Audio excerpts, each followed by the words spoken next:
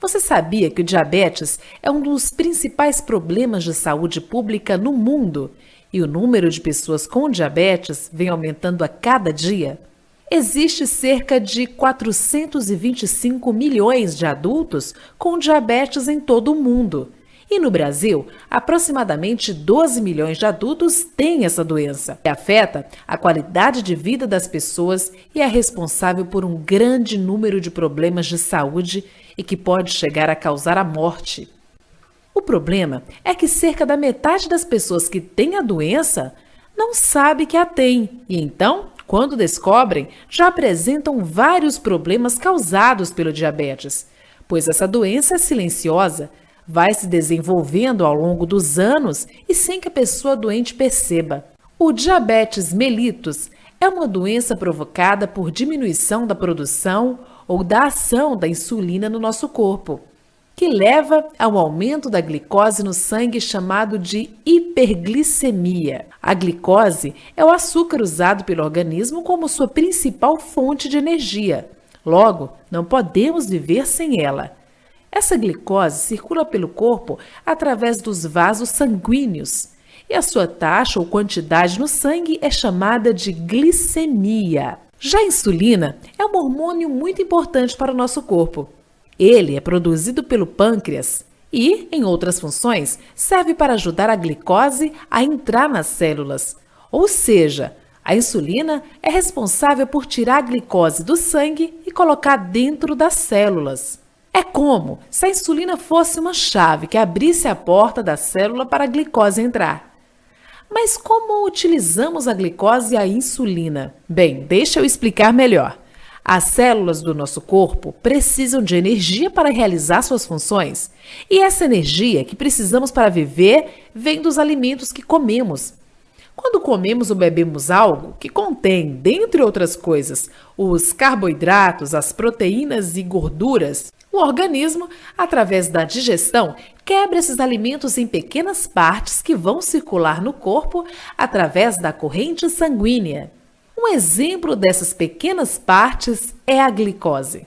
Pois bem, vamos falar então desta parte que nos interessa, glicose. A glicose dos alimentos cai na circulação sanguínea e caminha em direção às células do corpo. A gente costuma pensar que essa glicose está presente somente nos alimentos doces, como sobremesas, bolos, docinhos, sorvetes e frutas, mas não é.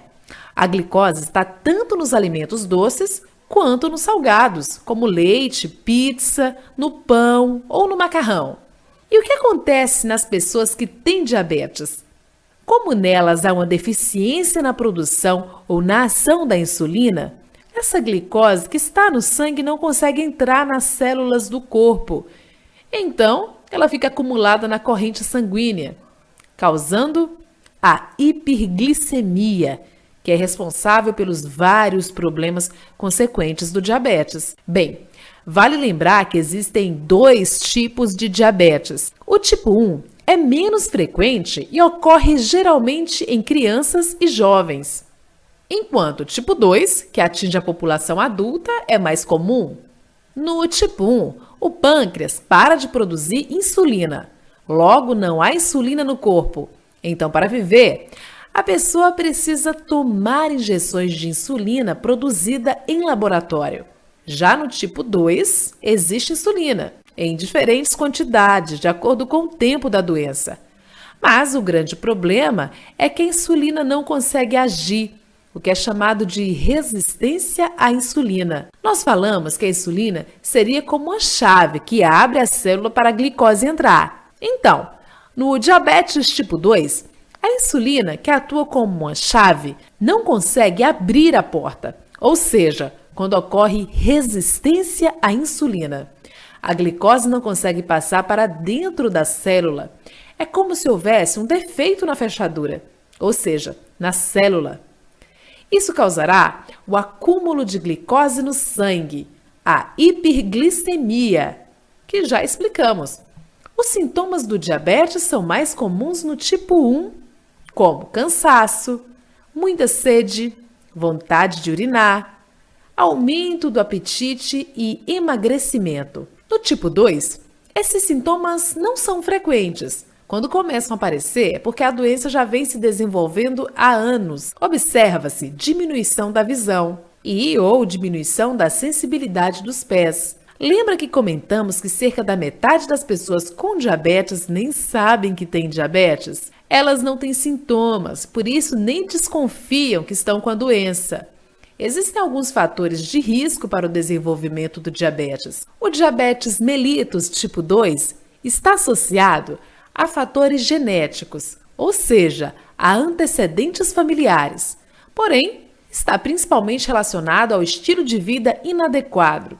Ou seja, quando há uma vida sedentária sem a prática de atividade física, uma alimentação inadequada, obesidade ou excesso de peso. Quem tem doenças cardiovasculares, como por exemplo a hipertensão arterial ou pressão alta, e tem altos níveis de gordura no sangue, como triglicéridos e LDL, que é chamado de colesterol ruim, também tem maior risco de desenvolver diabetes. A intervenção sobre esses fatores de riscos que falamos pode prevenir a doença ou, quando ela já existe, adiar o aparecimento das complicações do diabetes.